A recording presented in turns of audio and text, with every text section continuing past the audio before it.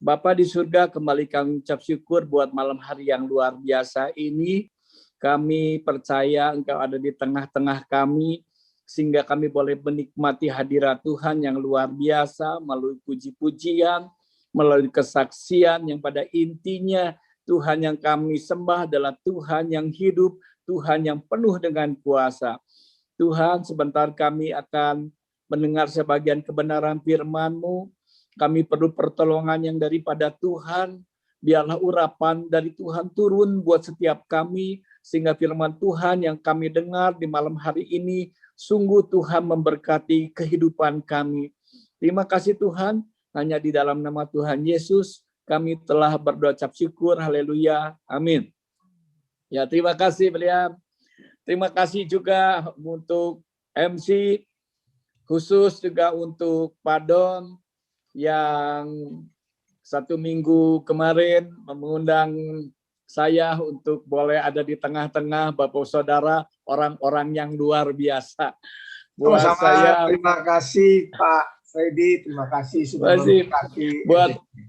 Buat saya ini satu kebahagiaan tersendiri karena ada memori yang kuat di Kota Kupang, terutama ketika kita berangkat ke Amerika bersama-sama, itu yang memori yang tidak pernah saya lupakan.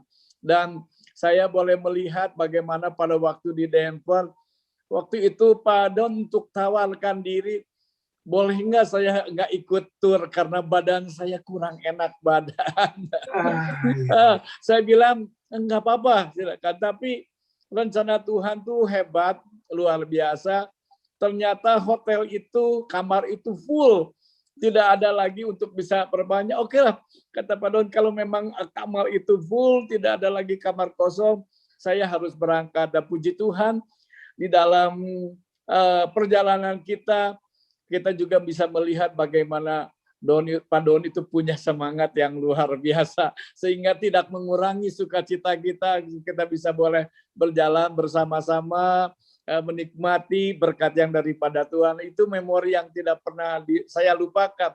Sebetulnya 2019 juga kami sudah sepakat dengan Pak Vincent untuk kembali berangkat untuk konvensi di Amerika, tapi dari 2020 maaf, tapi karena ada pandemik semua acara dibatalkan. Tapi saya percaya suatu saat nanti bahwa COVID ini akan pulih dan kita akan boleh bisa bersama-sama kembali.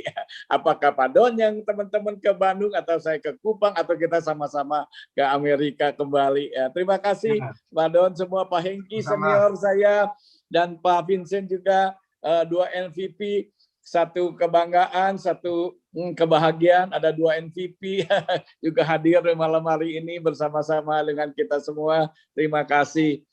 Ya, sesuai dengan tema firman Tuhan ini adalah pengharapan bersama dengan Dia.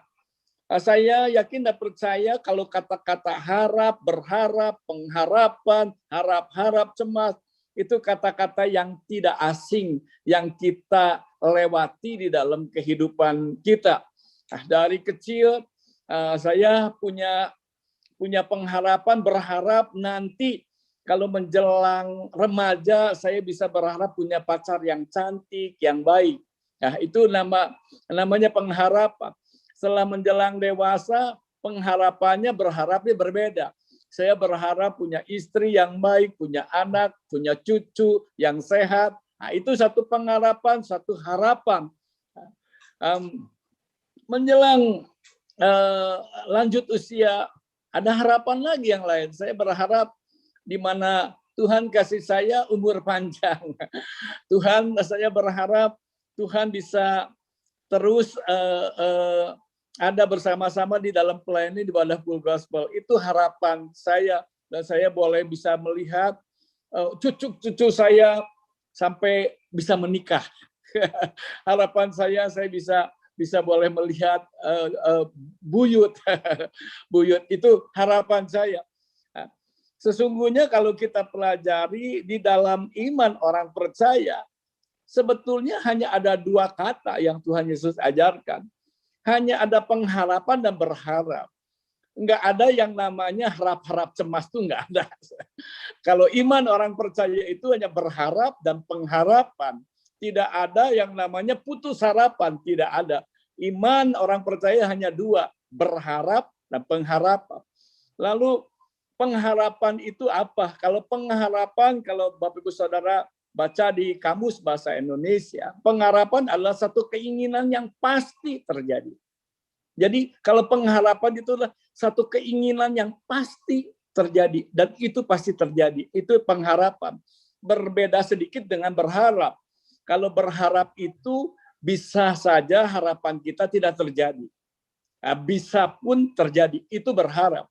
Tetapi kata kuncinya adalah pengharapan adalah sesuatu yang pasti bersama Yesus. Apa yang pasti bersama dengan Yesus? Keselamatan. Itu pasti. Itu namanya pengharapan, bukan berharap. Bukan lagi kita, aduh saya berharap diselamatkan. Enggak.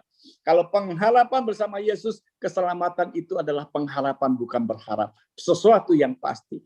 Pertolongan Tuhan itu adalah pengharapan. Pasti Tuhan tolong. Penyertaan Tuhan itu adalah pengharapan. Kalau berharap, belum tentu, saudara. Saya berharap menjadi orang yang kaya, belum tentu Tuhan kasih, saudara. Karena Tuhan tahu, mungkin ketika Tuhan tolak keinginan saya tahu itu baik adanya buat kita semua. Seringkali dalam kehidupan kita kan kita berharap banyak, saudara, ya. Tetapi sebagian harapan itu Tuhan kasih, sebagian harapan itu Tuhan nggak kasih, saudara. Tetapi firman Tuhan berkata, berharap itu adalah satu keharusan. Karena Tuhan baik bagi yang berharap kepadanya. Amin, saudara. Walaupun harapan itu mungkin belum tentu dikabulkan, saudara. Karena sekali lagi, harapan kita belum tentu baik, saudara. Ya, tetapi kalau yang Tuhan putuskan itu pasti baik buat kita semua. Iman, pengharapan, dan kasih. Kita sering mendengar kata-kata firman Tuhan, iman, pengharapan, dan kasih. Kita tahu juga di antaranya itu kasih yang terbesar. Iman itu apa? Iman dalam Ibrani 11 ayat 1 mengatakan dasar segala sesuatu yang kita harapkan dan bukti dari segala sesuatu yang tidak kita lihat. Itu iman. Ketika saya merenungkan firman Tuhan yang mengatakan iman adalah bukti dari segala sesuatu yang tidak kita lihat. Saya katakan, Tuhan bagaimana kalau saya nggak ngelihat gitu. Tetapi firman Tuhan menjelaskan di ayat yang kedua, bahwa kita percaya langit dan bumi diciptakan oleh Tuhan. Dan kita bisa melihat buktinya, langit dan bumi. Walaupun kita tidak melihat waktu Tuhan menciptakannya, saudara. Nah, itu adalah iman, saudara. Ya, kita percaya langit dan bumi diciptakan oleh Tuhan, walaupun kita tidak melihat waktu Tuhan menciptakannya. Nah, itu adalah iman. Iman, pengharapan, dan kasih. Iman akan menghasilkan pengharapan, tetapi sebaliknya pengharapan akan membuat iman kita kuat. Lalu kasih apa? Kasih akan membangkitkan pengharapan, dan kasihlah yang akan membuat iman kita hidup. Karena iman tanpa perbuatan pada hakikatnya mati. Kalau hari ini kita berkata iman, saya punya iman tetapi nggak punya kasih, saya katakan itu iman yang mati. Iman yang hidup adalah iman yang disertai dengan perbuatan. Ajaran kasih itu adalah ajaran utama yang Tuhan Yesus ajarkan buat kita orang-orang yang percaya.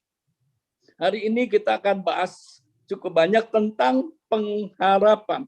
Apakah penting yang namanya pengharapan? Pengharapan itu kepada siapa? Pasti kita semua sudah tahu jawabannya. Betapa penting yang namanya pengharapan. Yang kita harapkan, pengharapan kita hanya kepada Yesus itu sendiri. Nah, kita akan melihat satu tayangan video klip, dan ini adalah kisah nyata, ada di dalam Alkitab,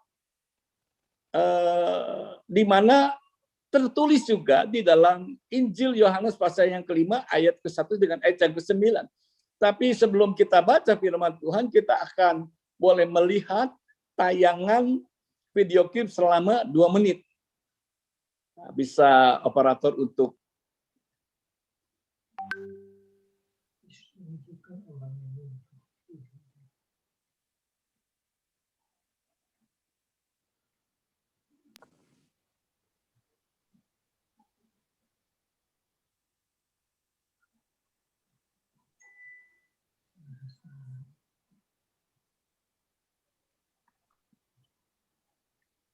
Suaranya nggak ada ya, kuncinya. Oh iya, nggak ada suaranya ya? Oh ya. Ya, ini kisah yang ada di dalam Alkitab di kolam Bethesda.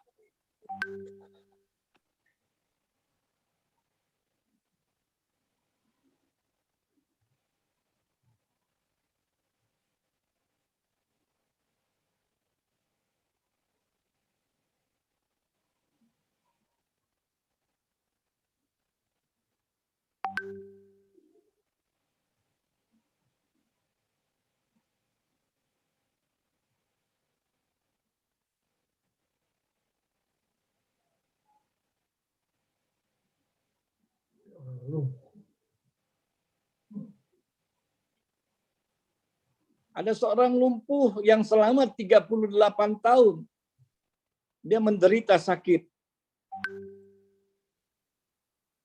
Selama di dalam penantian di kolam Bethesda, orang ini tidak pernah mengalami mukjizat.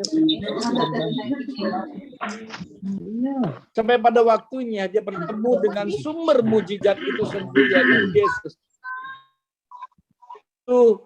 Yesus mengatakan, maukah engkau sembuh?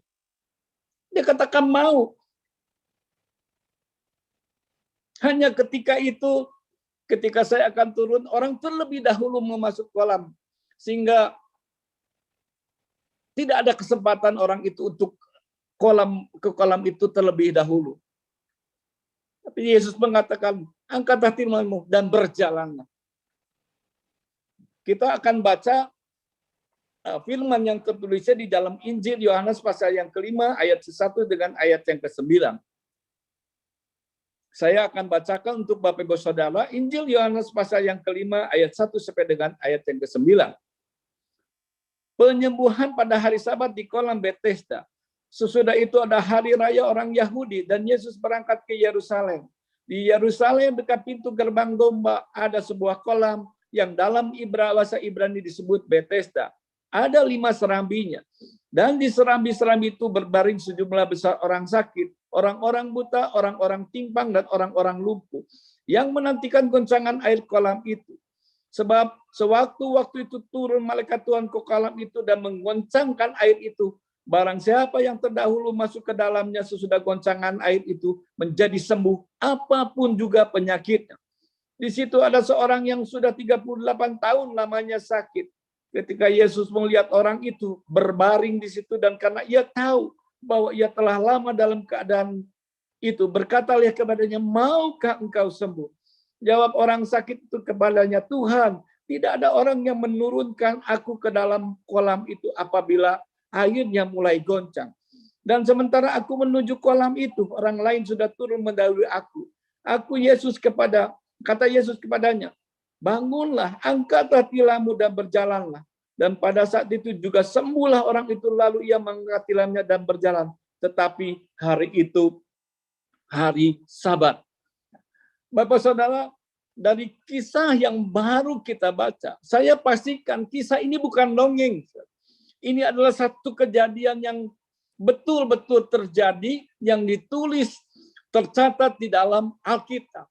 Nah, kita pastikan segala sesuatu yang tertulis di dalam Alkitab, apa yang terjadi di dalam Alkitab, pasti ada kebenaran-kebenaran kekal yang bisa memberkati kehidupan Bapak, Ibu, Saudara, dan saya. Ya. Kisah tentang penyembuhan di kolam Bethesda ini, kita bisa melihat ada satu orang yang mengalami sakit selama 38 tahun. Dan harapan orang sakit itu hanya ada di kolam Bethesda.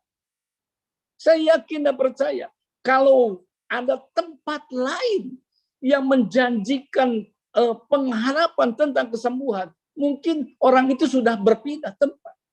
Tetapi saya teramat yakin, kenapa orang lumpuh itu masih bertahan di kolam Bethesda. Saya nggak mengerti dia berapa lama ada di kolam itu. Apakah 38 tahun atau belasan tahun, karena Alkitab tidak mencatat dengan jelas. Tetapi saya yakin dan percaya orang itu cukup lama ada di kolam itu. Bayangkan Bapak Saudara, Saya bisa membayangkan orang yang dalam keadaan lumpuh ketika malaikat Tuhan datang. Guncangan air terjadi, semua berlomba-lomba. Dan dia selalu kedahuluan, saudara. Karena dia dalam keadaan lumpuh. Bagaimana kecewanya mungkin.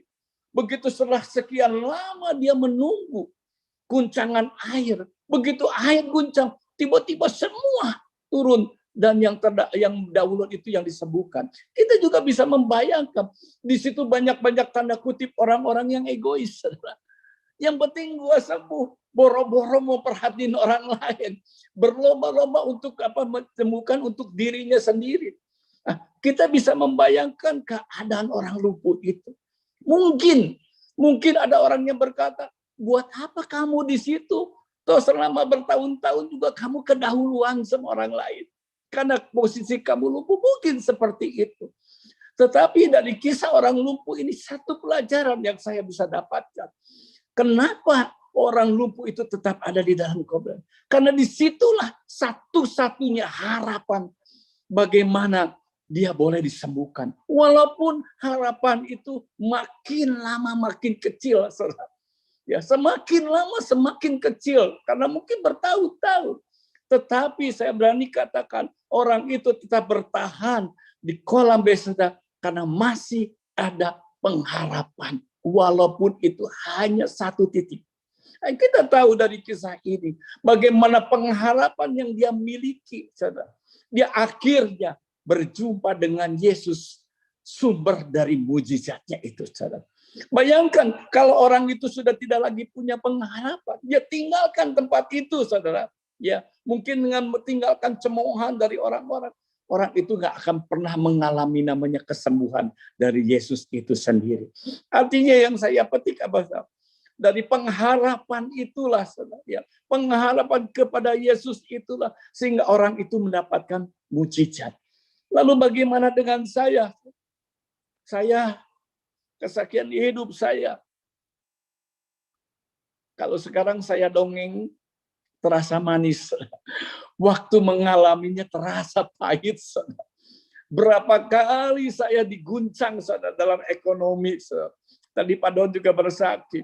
Saya 2 kali mengalami masalah yang saya bilang sangat-sangat besar. Saya di ujung tanduk. Di ujung kebangkrutan. Karena saya melakukan sesuatu yang bodoh. Yaitu menanggung hutang orang lain. Dengan gagahnya. Ya, saya tanggung hutang orang lain. Saya pikir orang itu benar. Pada akhirnya orang itu nggak bayar. Saya yang dituntut bunga sama denda-dendanya. Ya. Bertahun-tahun saya seperti orang lumpuh itu. Bertahan di dalam pengharapan. Dengan cucuran air mata. Dan saya katakan tidak ada satu orang pun yang tahu masalah saya nggak berani bilang sama istri saya. Karena kalau saya bilang sama istri saya ada masalah besar. Saya khawatir dia nggak bisa tidur. Saya khawatir justru akan menambah beban buat saya. Maka yang saya lakukan, saya hanya berdoa. Dan saya hanya berharap kepada Tuhan. Karena saya yakin dan percaya bahwa sekali-kali Tuhan tidak pernah meninggalkan saya. Janjinya ya dan amin. Dan pengharapan kepada Tuhan itu adalah satu kekuatan bagi saya yang saya harus miliki. Maka hari ini Bapak Saudara dan saya bisa melihat bagaimana kuasa Tuhan ya yang memulihkan segala sesuatunya. Hari ini kalau saya sebagaimana saya ada hari ini, semua itu karena apa? Saya terus berharap kepada Tuhan. Dan itu satu-satunya pengharapan buat saya. Sehingga saya tahun 2010 mengalami pemulihan. Saya mengalami berkat yang daripada Tuhan. Bayangkan, saudara, kalau saya waktu itu kehilangan pengharapan, mungkin saya nggak seperti saat sekarang ini. Saudara. Tapi bersyukur, saya ada di dalam komunitas yang luar biasa. Itulah teman-teman yang saling mendoakan, ya saling memperhatikan, sehingga pengharapan saya tidak pernah pudar. Pengharapan justru itu muncul semakin lama semakin kuat. Lalu pengharapan kita kepada Tuhan. Kenapa hanya kepada Yesus? Karena Dia yang penuh kuasa. Dia Allah yang sumber mujizat. Dia Allah yang sangat baik. Dia adalah Allah yang setia. Bapak Saudara, saya bisa melihat ada anak-anak Tuhan yang hari-hari ini mulai kehilangan pengharapan. Putus asa. Hari ini pagi saya terkaget. Dapat berita. Perempuan, wanita, punya anak 2, punya suami, umur 32 tahun. Cantik, harus bunuh diri. Dan itu terjadi. Saya pastikan orang itu sudah kehilangan pengharapannya. Sehingga keputus asaan. Saya boleh melihat, saudara. Satu teman persekutuan wanita, teman istri saya. Ketika dia cerita, biasakan ibu-ibu saudara, kalau habis pertemuan gitu, pagi dia lanjutkan dengan apa? Dengan pergi makan-makan ke restoran, foto-foto. Dan ini satu kejadian. Ketika temannya itu bercerita kepada istri saya, ada penyesalan yang besar. Ada satu kawan dalam keadaan murung. Tidak biasa. Tetapi ketika dia ditanya oleh teman istri saya ini, kamu ada masalah apa? Dia bilang enggak. Tapi teman istri saya enggak punya kepekaan. Saudara. Dia hanya tanya sebatas begitu. Tidak mendoakan, tidak apa. 3 hari percaya enggak Bapak Saudara? Orang itu bunuh diri. Padahal satu teman persekutuan. Apa yang salah? Yang saya pastikan orang itu sudah lagi kehilangan pengharapan. Bagaimana orang itu bisa kehilangan pengharapan? Karena saya pastikan dia tidak sungguh-sungguh mengenal Tuhan. Dia tidak sungguh-sungguh mengenal Tuhan. Kalau dia sungguh-sungguh mengenal Tuhan, saya yakin dan percaya orang itu tidak akan pernah kehilangan pengharapan. Maka bagian kita, saudara, bagian kita harus betul sungguh-sungguh mengenal Tuhan. Sungguh-sungguh mengenal Tuhan. Memahami Tuhan. Akhirnya kita menyadari kita punya Tuhan yang hidup. Tuhan yang sekali-kali tidak pernah meninggalkan kita. Bahkan pencobaan-pencobaan yang kita alami dan pencobaan-pencobaan biasa yang tidak akan melampaui kekuatan kita. Karena Allah setia ketika kita dicoba, ia akan memberikan apa kita? Jalan keluar. Supaya kita dapat menanggungnya. Kalau kita sungguh-sungguh memahami itu. Jadi pengharapan kepada Yesus itu adalah satu hal yang kita butuhkan. Apalagi dalam keadaan seperti saat ini. Dunia usaha dilanda masalah-masalah ekonomi. Belum lagi masalah di dalam keluarga. Bagaimana lagi di masalah kesehatan. Tetapi firman Tuhan mengatakan, Tuhan baik bagi orang yang berharap kepadanya. Kita buka di dalam Ratapan pasal yang ketiga, ayat yang ke-22 sampai ayat yang ke-25. Ratapan 3 ayat 22 sampai ayat yang ke-25. Ratapan pasal yang ketiga ayat 22 sampai ayat yang ke-25. Tak berkesudahan kasih setia Tuhan. Tak habis-habisnya rahmat-Nya. Selalu baru tiap pagi. Besar kesetiaan-Mu. Tuhan adalah bagianku, kata jiwaku. Oleh sebab itu, aku berharap kepadanya. Tuhan adalah baik bagi orang yang berharap kepadanya, bagi jiwa yang mencari Dia. Tak berkesudahan kasih setia Tuhan. Selalu baru setiap pagi.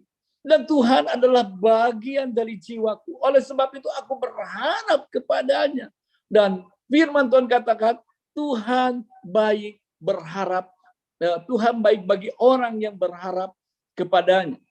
Lalu ketika kita punya pengharapan, ketika kita berharap kepada Tuhan, apa yang kita dapatkan?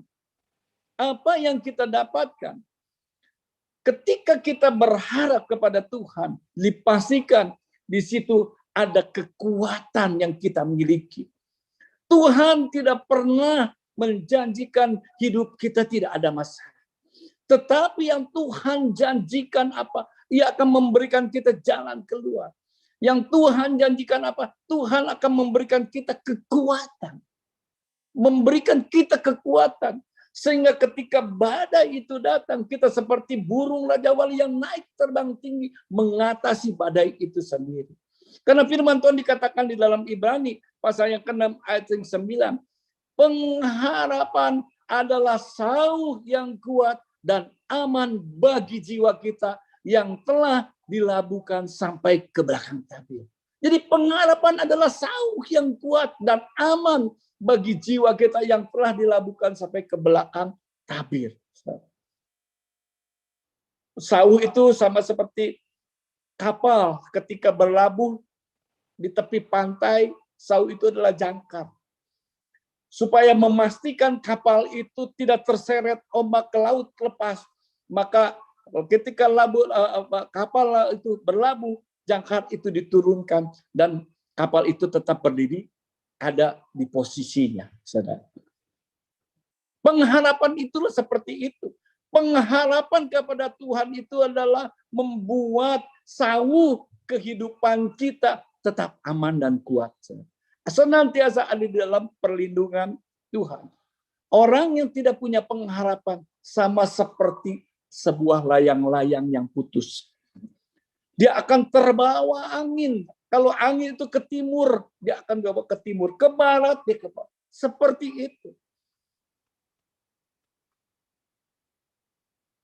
Kasih akan membangkitkan pengharapan. Ada satu kisah nyata, saudara. Tadi firman Tuhan katakan iman, pengharapan, dan kasih. Kasih itu yang terbesar. Kasih itu akan membangkitkan pengharapan. Ada satu kisah nyata, saudara. Seorang pria Kanada bernama Glenn Oliver. Kebiasaan dia itu, dia senang di sore hari itu membeli secangkir kopi dan sepotong roti di gerai kopi seperti Starbucks dengan drive-thru. Itu kebiasaan dia setiap sore. Dia adalah orang yang baik hati. Maka setiap dia pergi beli kopi itu dengan drive-thru, dia selalu pesan satu kopi dengan satu sekerat roti. Dan hal yang kedua yang dia lakukan apa? Dia membeli satu cangkir kopi yang sama dan sepotong roti. Dan dia selalu berkata kepada petugas pramusajinya, tolong kasihkan kepada mobil yang di belakang, saya yang bayar. Dan sampaikan pesan, harimu hari yang membahagiakan. Sampaikan itu. Itu dia lakukan setiap hari. Maka ketika Oliver itu berangkat, datanglah mobil di belakangnya, dia mendapatkan secangkir kopi dan sepotong roti. Bapak Saudara, itu kejadian 2017 di Kanada. Bulan Juli, bulan November, sang istri dari Oliver ini membaca sebuah koran dengan judul secangkir kopi dan sepotong roti, serotong roti telah menyelamatkan jiwaku. Waduh, itu artikelnya menarik. Maka sang istri ketika dia baca itu, dia menangis dengan sejadi-jadi. Karena dia tahu yang melakukan itu adalah suaminya. Dari secangkir kopi dan sekerat roti itu menyelamatkan seorang pemuda yang pada waktu itu dalam keadaan frustasi. Saudara. Ketika sang pemuda itu mendapatkan sepotong roti dan katakan, sudah ada yang bayar mobil yang ada di depan. Dan dia bertanya sama dirinya, ada apa dengan hal ini? Ada apa dengan hal ini? Maka ketika dia bertanya, dia teringat dengan Tuhan. Tuhan, ada apa dengan hal itu? Maka di situ dia mengerti. Di situ timbul pengharapan yang baru. Ada kasih Yesus di dalam hidupnya. Sehingga dia memutuskan, saudara, niatnya untuk membunuh diri. Bahkan dia punya komitmen baru.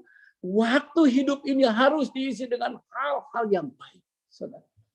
Sampai akhirnya pemuda itu mencari sang Oliver itu. Saya yakin dan percaya kisah ini bukan hanya terjadi di Kanada. Tapi kisah ini bisa terjadi di mana-mana. Bisa terjadi di kota Bandung, bisa terjadi di kota Kupang. Saya pastikan itu terjadi di kota Kupang 10 tahun lalu yang dialami oleh Padon.